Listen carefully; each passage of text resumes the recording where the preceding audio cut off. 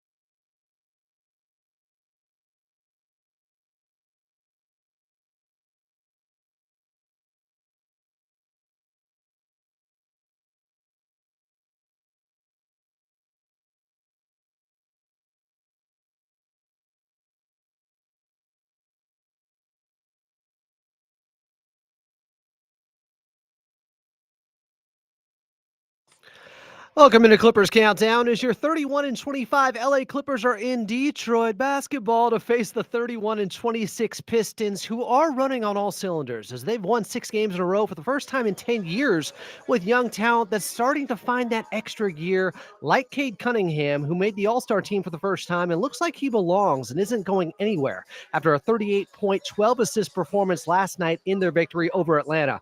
So, like the Clippers, they'll also be on a back-to-back, but unlike the Clippers, the Detroit Pistons are playing their best basketball of the season right now and look like they will have some fuel to burn while the Clippers' tank is near empty, as injuries have started to pile up yet again to key players after another game without Kawhi and Norman Powell last night in an 18-point loss in Indiana to the Pacers.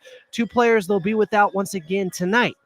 And with them hanging on to a top 6 seed in the West by a razor-thin margin, they're going to have to rely on their depth and new Clippers like Bogdan Bogdanovic to have a bigger role, along with the usuals in the stay-ready crew with guys like Amir Coffey who have to step up once again.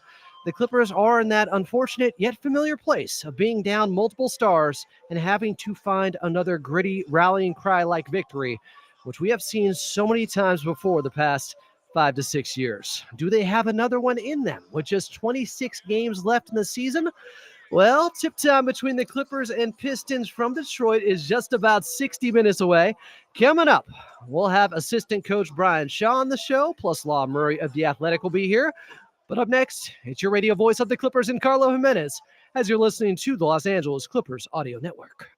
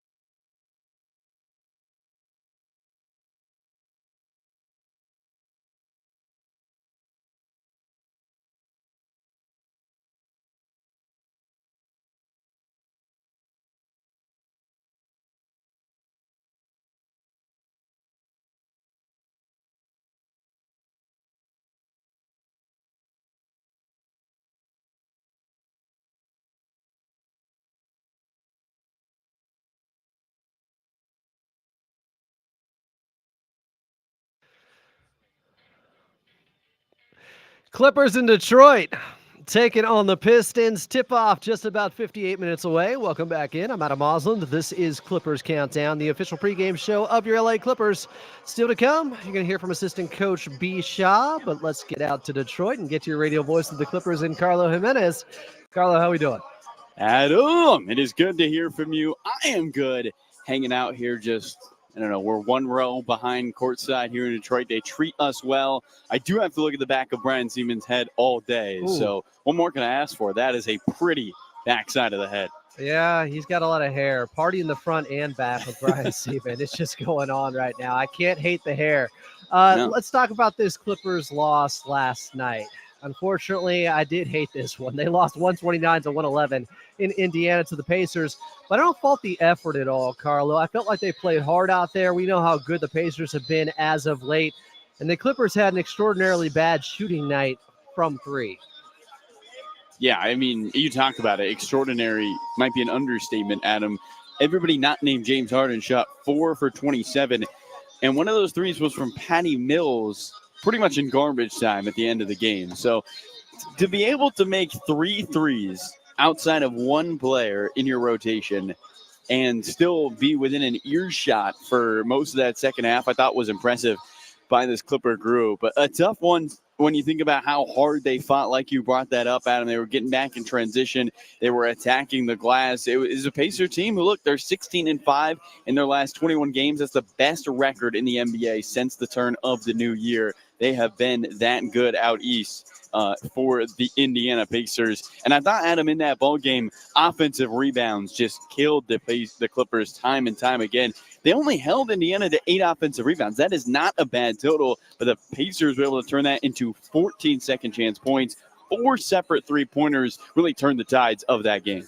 Having said that, James Harden had one of his most efficient games of the season. He had 31 on just 17 shots. He likes playing there for whatever reason. He went 6 of 13 from the outside, had 11 assists. I thought James Harden gave him everything he had out there. He was excellent for the Clippers in that game. It's his first game with 30 points, 10 assists, and 3 or more steals since he was in Brooklyn in 2021. So you think about the year he has had this season. A lot of people felt like the James Harden in Brooklyn was on the decline, but he has been on the incline here with the Clippers. And, it's really interesting. J.B. Bickerstaff, who talked to and coached James Harden when he first got to Houston, said, when Harden was in Houston, he reset the standard for our hard work. Everybody stayed after practice. He was a leader because he understood what it took to win, coming off a team that had just gone to the finals, and that bled through the entirety of the rest of the group. Lon Murray put out a great article in The Athletic about Harden's leadership, but he truly has been a lead-by-example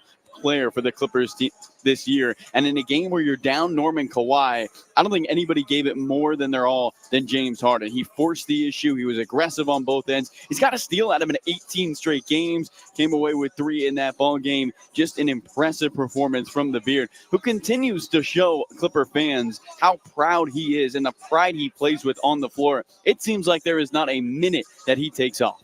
We know this Clippers team is undermanned, and they've had some guys on the DL right now, but I felt like Marjon Beauchamp played a really fine basketball game yesterday in limited minutes. I wonder if we'll see more of him. Could you just talk about his journey a little bit getting to this point here, Carlo? Yeah, Beauchamp, kind of an interesting player. He had done the travel high school thing where he played at 2 or 3 high schools, a couple in the Bay Area. And then he kind of hit a low in life when COVID hit and didn't really have an opportunity to play basketball because everything was shut down, especially in California. We all know how strict things were. And so we went back to Yakima, Washington, which is where he was from. And I was talking to him today in the elevator, and he said, this is kind of the lowest point of my life being there in Yakima. He said that in articles as well about he really didn't know what to do, got back in gyms, but wasn't playing anywhere, ends up practicing with the Yakima Community College team. They convince him to play. He scores 30 points per game in about 12 games. He told me he had 50 one night with the Yakima Community College. That earns him a trip to the NBA's developmental G League program, G League Ignite. He ends up becoming a first-round pick, and he just continues to stack days for this Milwaukee team. For Milwaukee and now with the Clippers, somebody who had his best performance at him. And it was interesting hearing Ty Lue talk about him pregame. Ty said his role is going to be instant offense and getting stops on the defensive end. And Ty was more complimentary of Beauchamp's defense in that contest, able to guard Halliburton at times for the Clippers. The Clippers need offense right now. No Norman Powell, no Kawhi Leonard. They're day-to-day, but what does that mean? Beauchamp has a real opportunity to step up and show he can be a contributor for this Clipper team. And the biggest thing that Ty pointed out is he looked comfortable, and I'd have to agree with that, Adam. We described it on the radio for you, but if you watch the highlights, this is a guy who was not frazzled, who understood the flow of the offense. I mean, he's been playing 3 years in the NBA. This now year 3 on a contract season. It's been impressive to watch him perform for the Clippers. Guy knocked down a three-pointer the first time I think he touched the ball with the Clippers. He's got the confidence for sure. Carlo Jimenez is on the call. Clippers in Detroit taking on the Pistons. Tip-off is just about 51 minutes away. Up next, Carlo's got his one-on-one with assistant coach Brian Shaw. You're listening to the Los Angeles Clippers Audio Network.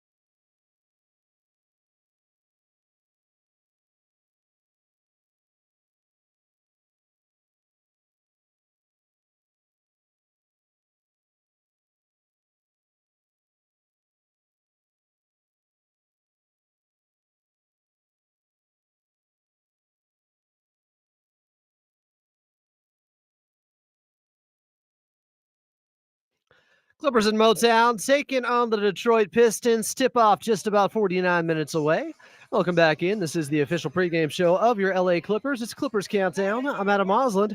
Still to come here, we'll get to your player to watch, also La Murray of The Athletic. But first, let's head back over to your radio voice of the Clippers and Carlo Jimenez. Thanks so much, Adam. Here with assistant coach Brian Shaw before the Clippers take on the Detroit Pistons. Coach, the last 5 games, the Clippers are second in points allowed in the paint. Detroit's number 1 in points scored in the paint. What specifically have the Clippers done well to protect the painted area, and how do you continue to do that tonight? You said we're second in points allowed. So the second lowest, you're second lowest points allowed in the paint in the last 5. Well, that's somewhat surprising to me hearing that stat, because especially after a game like last night in Indiana where they tortured us in the paint. But I mean, we've emphasized, one, getting back in transition to create some of the early opportunities that teams have.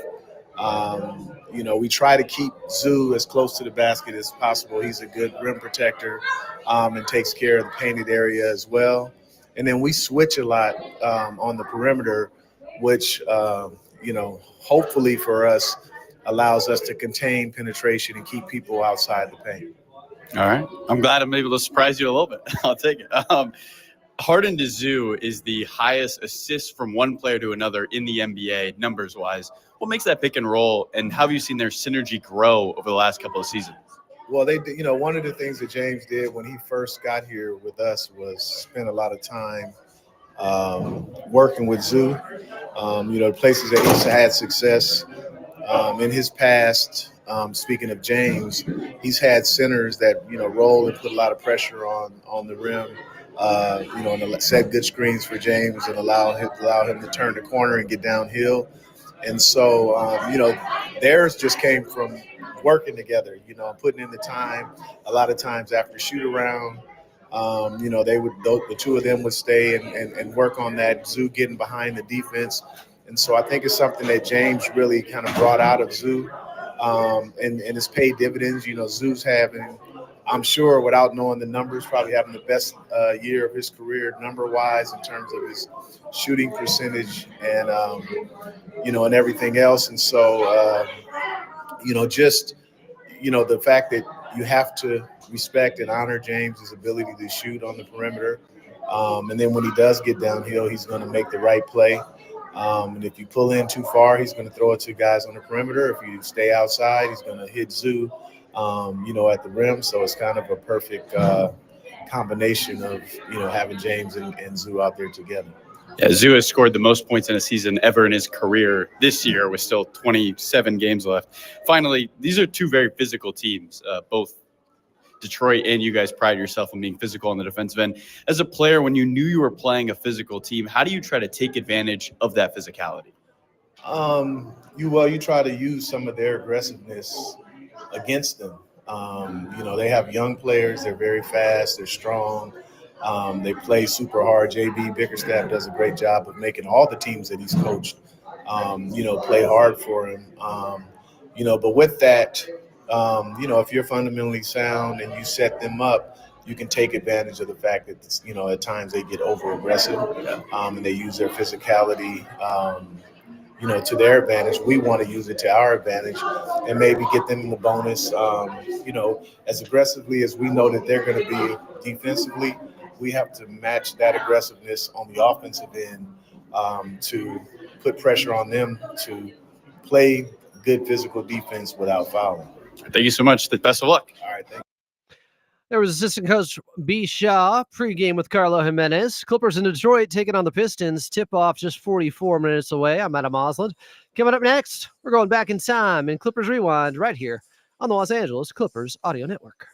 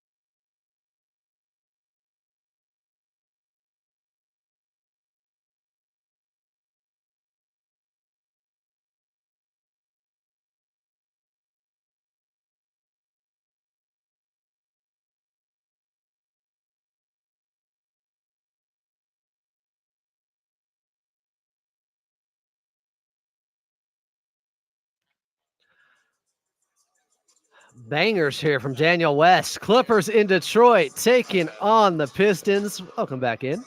I'm Adam Moslin. Tip-off is just about 40 minutes away. Coming up, your player to watch, but first we're going back in time in Clippers Rewind.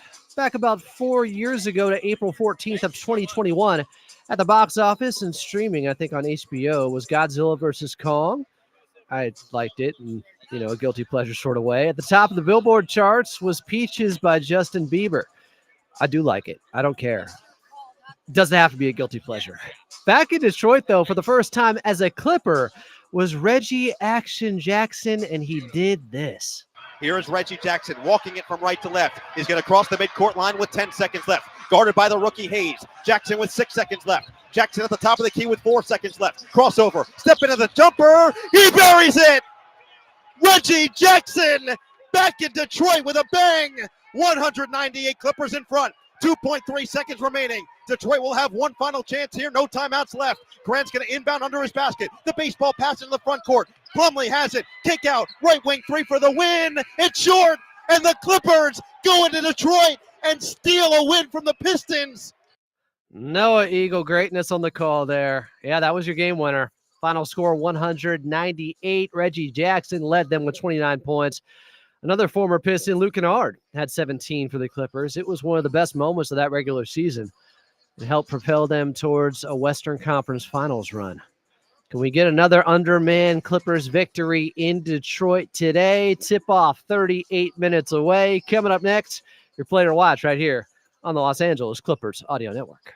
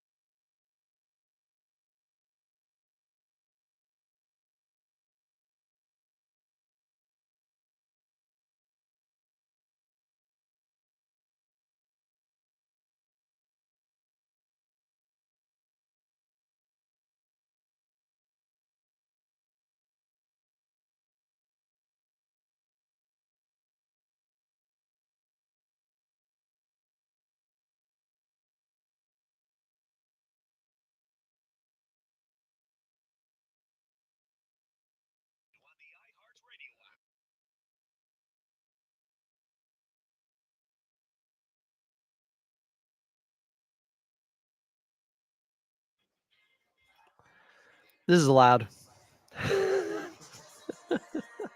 Clippers in Detroit taking on the Pistons. Tip-off is just about 36 minutes away. Coming up, we got La Murray of The Athletic joining the show. Plus, we'll get back to Carlo Jimenez, but first. This is LA Clippers basketball. Watching this guy play right now is really something. Players to watch.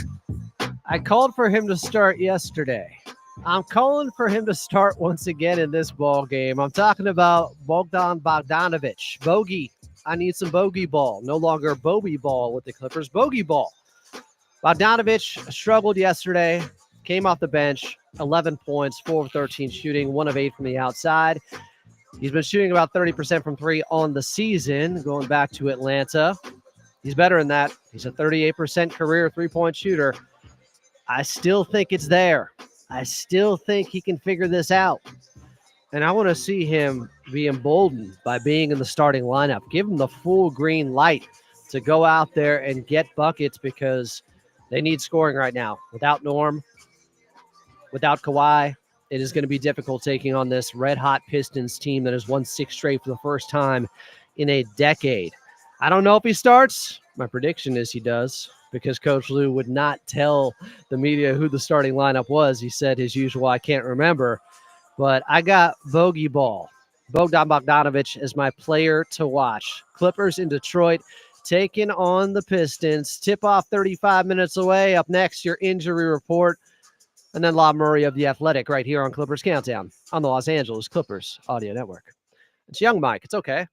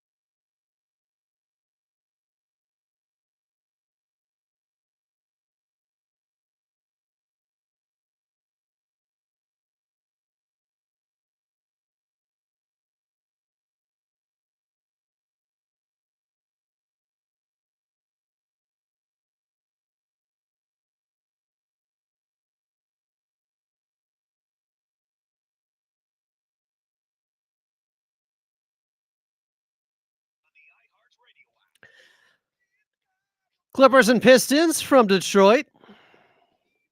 Tip-off coming up just 32 minutes from now. I'm Adam Osland. We'll have La Murray in just a few moments. But first, let's get to that injury report for you. Brought to you by Prize Picks.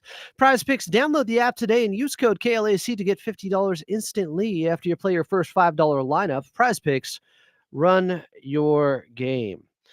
Not the only game tipping off early in the association, but you already know the story. The Clippers will be without Kawhi Leonard. He's got that left foot soreness.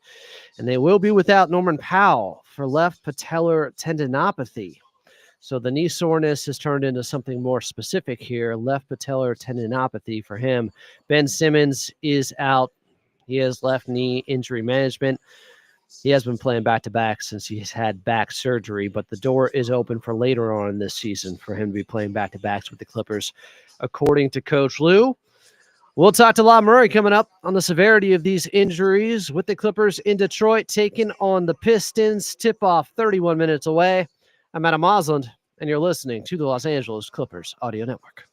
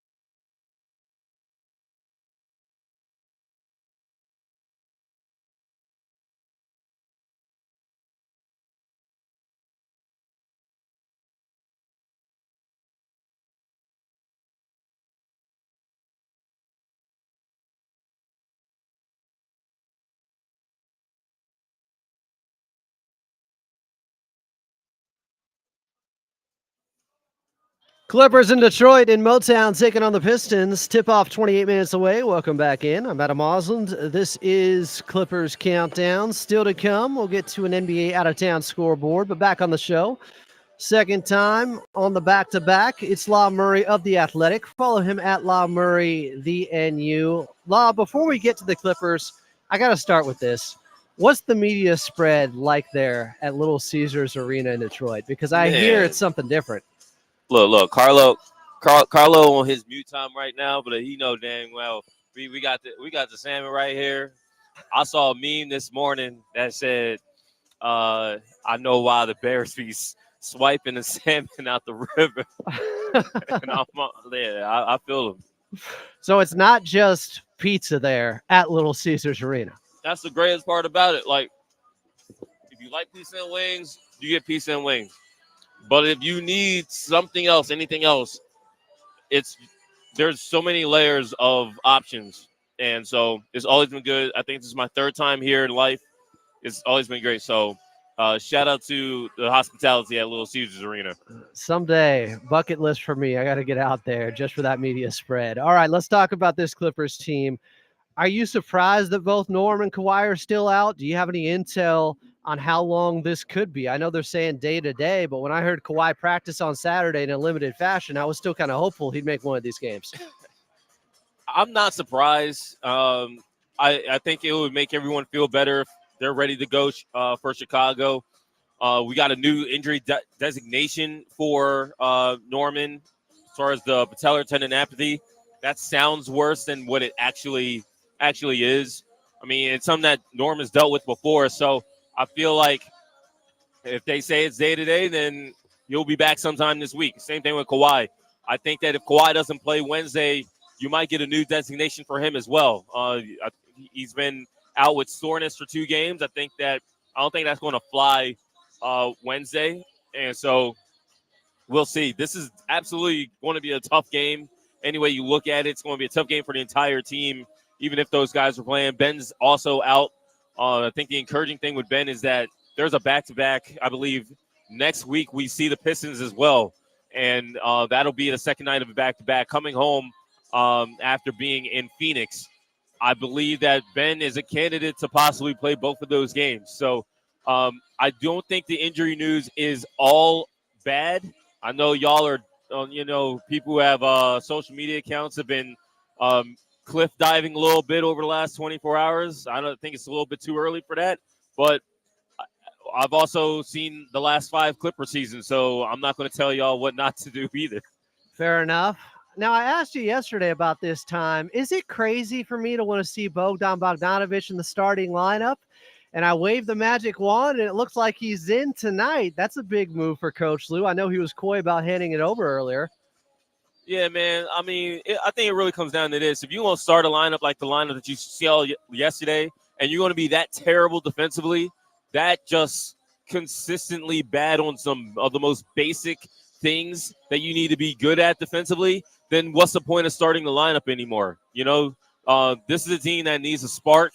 They need to come out of here with a split of this back-to-back of this road trip entirely. I mean, you can look at Chicago and be like, that's an easy one, but there no wins come in the mail, especially for this team. This team has tended to make things hard most of the season. I've said this yesterday, they've trailed by double digits every single game this month.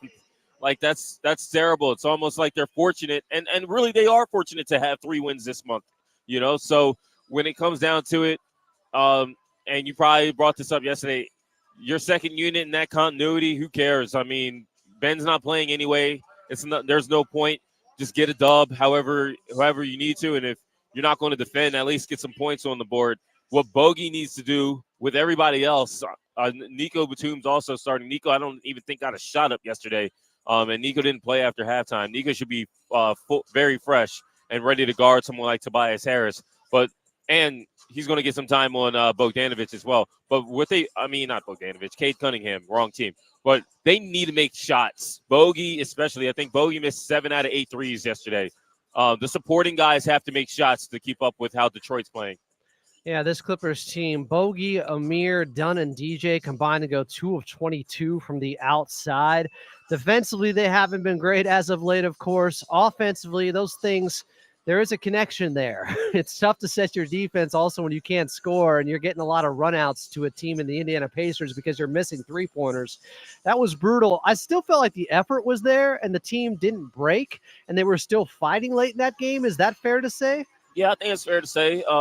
I don't even think the offense was all bad. Like, considering how many shots the shooters were missing, they played pretty well. I mean, James had a great game. I think that's James' best effort in the losing cause for the Clippers since he got to the team. And Yeah, what was the stat on that you had? James hadn't lost a game with scoring 30 in how long? Yeah, the last time James had lost any game, not just with the Clippers, any game where he dropped at least 30 was early in his last year with the Sixers.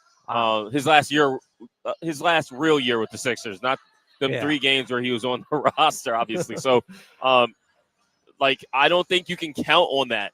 Like, James got busy early, right? He was great in the first half, and they were down double digits, and that's when I was like, this is not going to be their game. Now, I will say this. The Pacers are a terrible matchup for this Clippers team. You know, the Pacers are like, score, don't score. We don't care. We're coming for you. We're pushing the pace. When they're getting in, when they are in the half court, it's pass, move, cut. Like, they're not holding the ball unless it's a pick and roll. And when they are in pick and roll and Miles has it going like he did in the first half, they're lethal. You know, you can adjust the Miles, but then you get a guy like Tyrese Halliburton, who, when he decides he's on and he's confident, we talked about this yesterday when it came to the three-point conversation. If you're going to let that guy get comfortable, then you're going to get picked apart. And the thing I saw with Tyrese was matched up with Ben multiple times, and Tyrese had his way in the third quarter just on miscommunications, guys going under, guys thinking there was a switch, and the guys don't wind up switching. All of those things, those are game plan breakdowns. It's a game plan breakdown when you got, like, guys actually scoring baskets and not getting back on defense. You're never supposed to give up baskets within 10 seconds, within 5 seconds after you scored.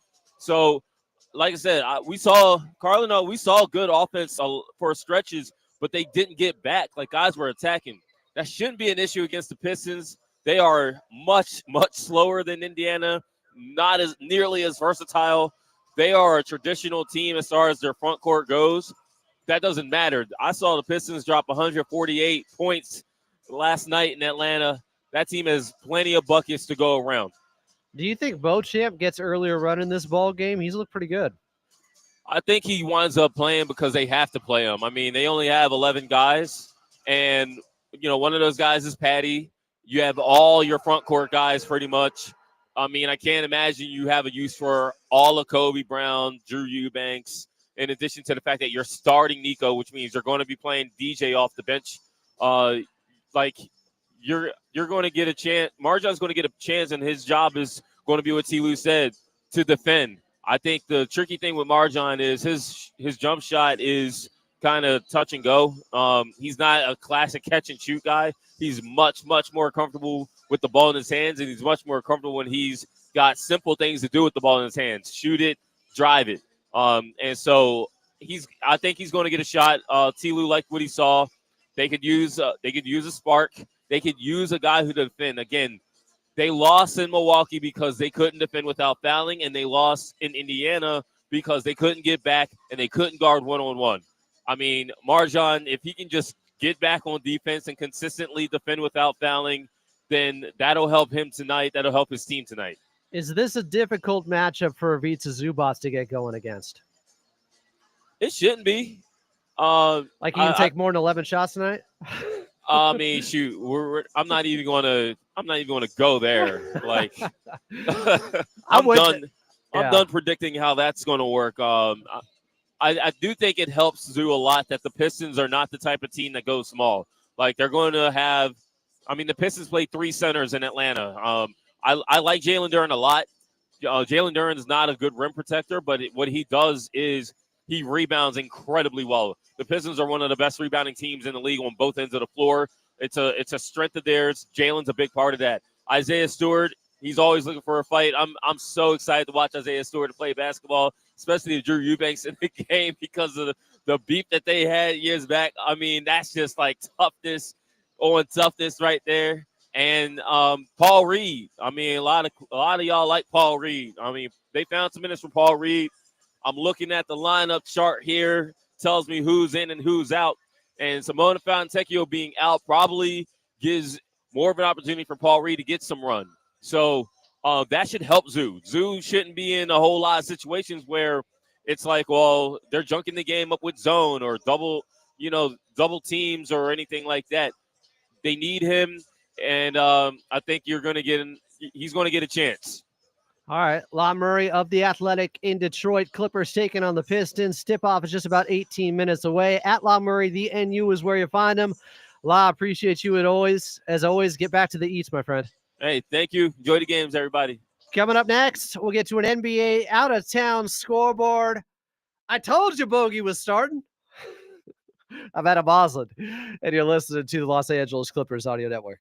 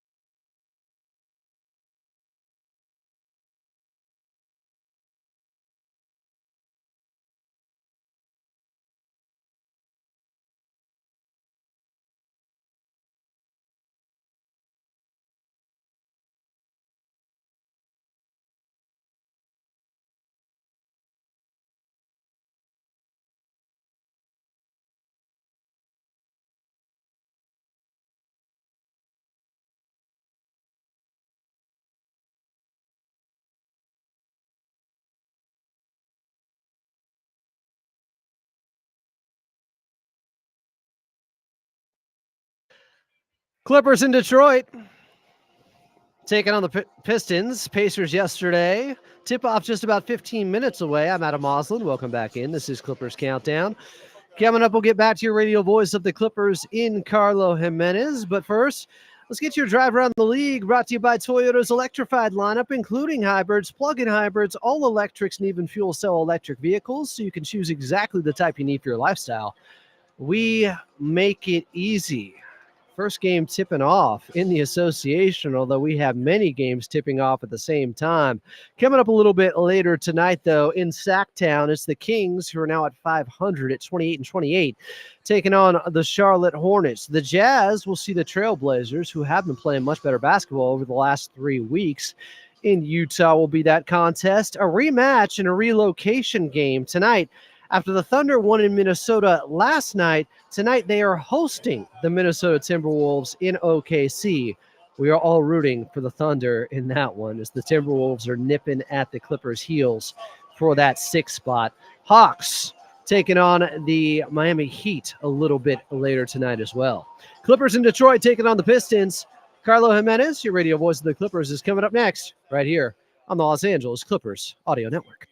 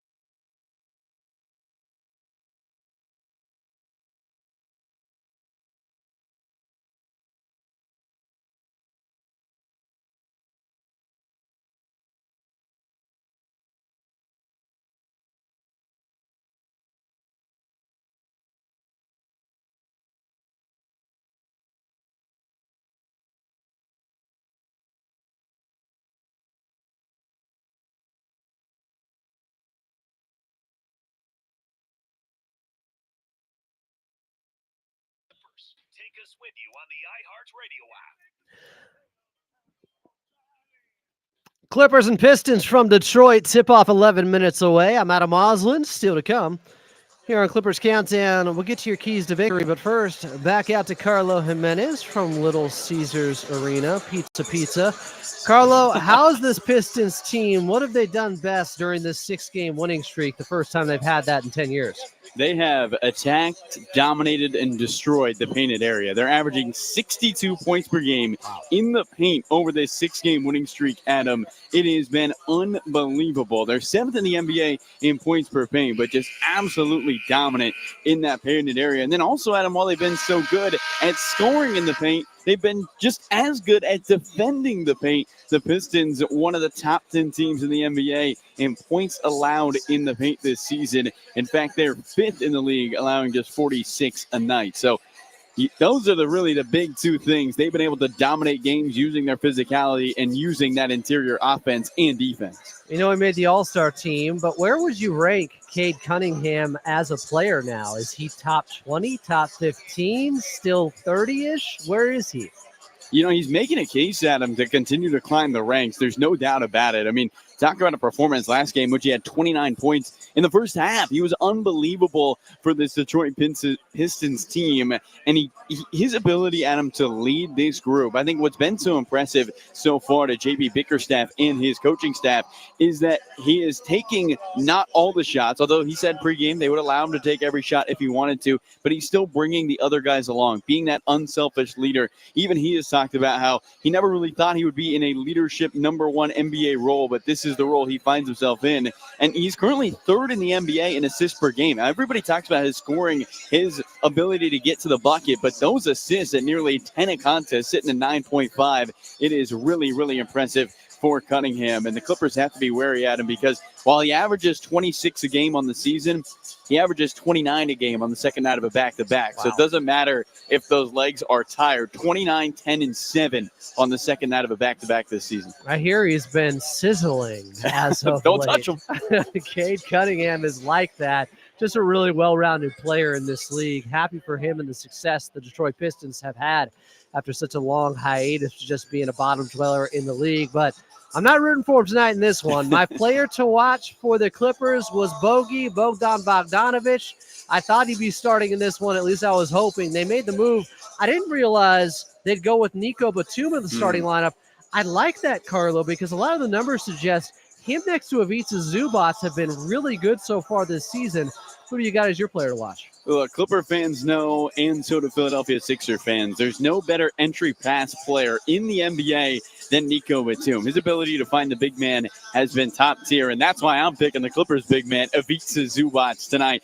The Clippers have to win the paint if they want to win this game. It is plain and simple. They're playing a team that has done it by getting into what is a no paint in the paint here today, Adam, so I can't say green or blue painted area. It's just the same color as the rest of the floor. But the Clippers have to defend the paint, and they have to dominate the paint against this Detroit team that has won 6 in a row. Only Cleveland has a longer winning streak right now in the NBA. If they can establish themselves on the interior, Detroit's been a good defensive team, Adam, but they gave up 143 points last night to the Atlanta Hawks.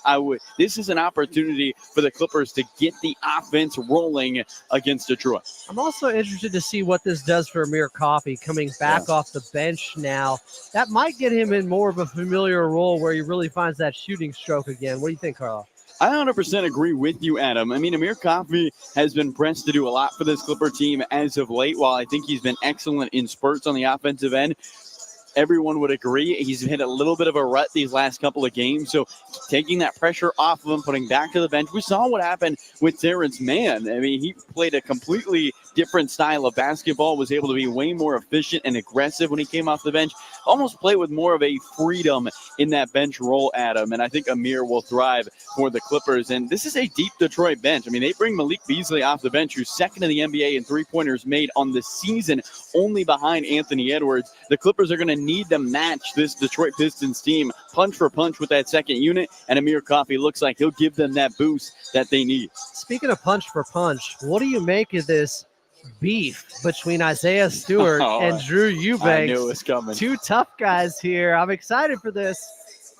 Beef Stew, man. He's got a lot of beef with everyone in the NBA, but especially Drew Eubanks. Look, I hope for the betterment of all of us that is over with. We don't have to worry about it. A physical game where it doesn't get out of hand. Yeah, we don't need any we don't need anyone chasing anyone down the floor as they're trying to get stopped by other people. That's just unnecessary. I think he's the first guy in a long time in the NBA where they were literally trying to hold him back, and he wasn't just faking it, telling them, hold me back, hold me back.